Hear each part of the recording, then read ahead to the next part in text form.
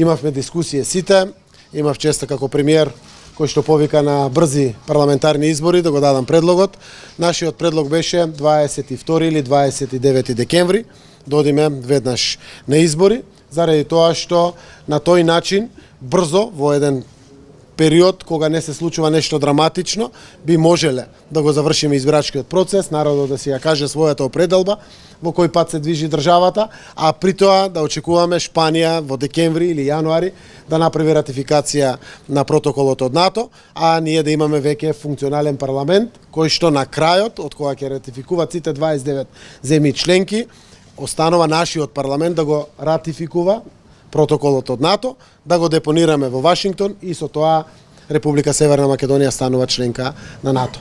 Имаше реакции од присутните, најголемата опозициона партија коментираше дека во таков случај нема 100 дена влада, дека би требало да се разгледат и други опции и после ги разгледавме опциите март 22, 29 март, 12 април, 19 април и понатаму во делот на април. Утврдивме дека 12 април е важен, заради тоа што пример православен Великден е на 19 април, тогаш почнуваат и постите за нашите сограѓани од муслиманска вероисповед, исто така од тој датум би требало да пред празниците големи, во кои што најголем дел од нашето население ги празнува, дали се тоа христијаните православни или се граѓаните од муслиманска вероисповед, утврдивме дека 12 април е датумот кога ќе се одржат изборите. Тоа значи постигнавме консензус. Колку ќе трае техничката влада, колков мандат ќе има и дали размислувате кој ќе дојде на ваше место?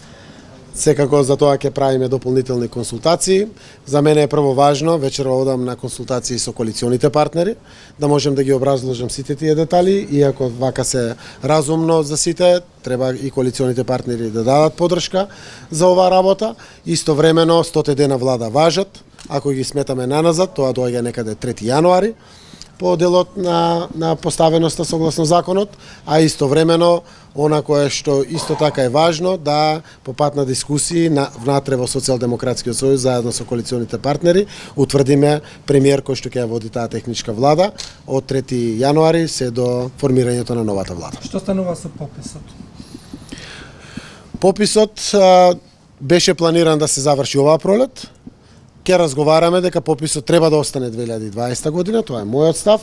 Можеме да го завршиме после изборите, ако е Државен завод за статистика подготвен и пред изборите тоа да се заврши, може да се заврши, пописот треба да биде завршен како процедура. Дали изборниот законник измени како? Имаме време до тогаш и да направиме промени на изборниот законник. Се согласивме сите дека препораките на опции ОДИХР треба да ги вградиме внатре и тие се едноставни. Јас верувам дека ќе успееме тоа да го направиме. Отворивме и дискусија за изборниот модел. Некои сака да разговарат за изборниот модел, некои не сакат, но ваквиот датум ни определува можност и да разговараме за изборниот модел. Јас како претседател на најголемата политичка партија во државата останувам на ставот дека треба државата да прави исчекор кон демократизација на процесот. Уште еднаш напоменувам, за Социјалдемократскиот сојуз е прифатливо една изборна единица како изборен модел, а исто така е прифатливо и отворени листи.